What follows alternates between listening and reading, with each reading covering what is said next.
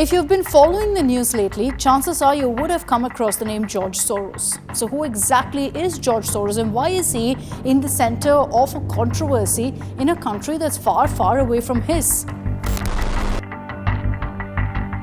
Born in 1930, George Soros is a Hungarian-American hedge fund tycoon and philanthropist. He escaped the Nazi occupation of Hungary and moved to the UK in 1947. To fund his studies at the London School of Economics, Soros worked as a railway porter and waiter. In 1973, George Soros launched his hedge fund and became known for his successful currency trades, particularly his bet against the British pound in 1992, which is why he became known as the man who broke the Bank of England. Soros is considered to be one of the pioneers of the modern hedge fund industry. Soros has a net worth of $7.2 billion as of December 10, 2024. He leveraged the significant financial muscle to create the Open Society Foundations.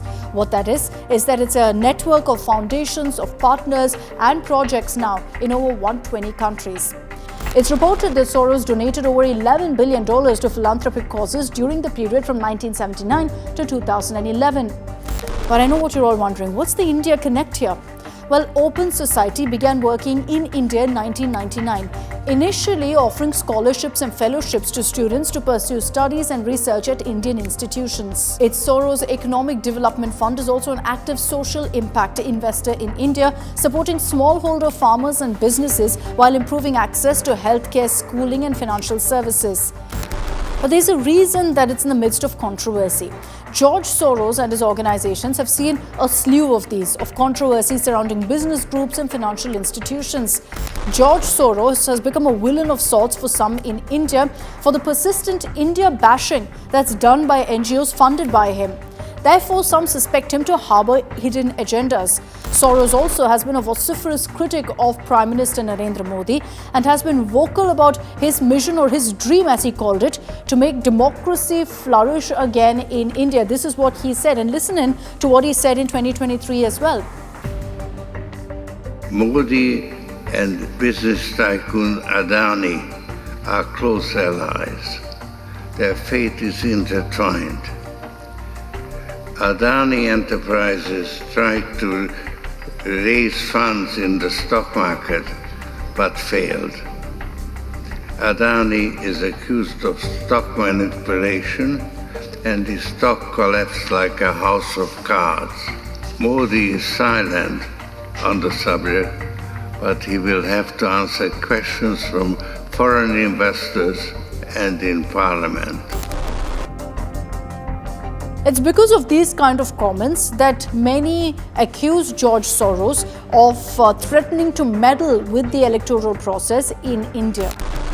Now, there's a big political fight also over this, as the BJP claims that George Soros is connected to the Forum of Democratic Leaders in Asia Pacific. It's the FDLAP Foundation.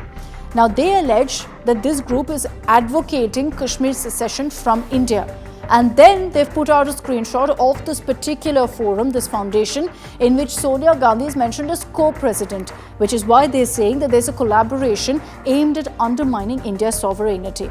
Now, the BJP has also gone after Rahul Gandhi repeatedly using the Soros link, saying that he's leveraging Soros-funded organizations to criticize the Indian government, particularly on economic issues, particularly the Adani group. And here another name comes up. OCCRP. Now, this is the Organized Crime and Corruption Reporting Project. Headquartered in Amsterdam, the OCCRP is a global network of investigative journalists with staff on 6 continents. It's known for investigations like the Panama Papers and the Pegasus spyware use as well.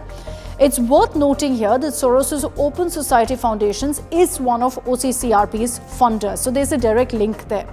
And an OCCRP report in August 2023 alleged that Gautam Adani's family had invested millions of dollars in its companies via opaque Mauritius funds. This triggered, of course, a huge controversy. You had the Adani group rubbishing the claims and called them a mere rehash of allegations made by Hindenburg back in January 2023.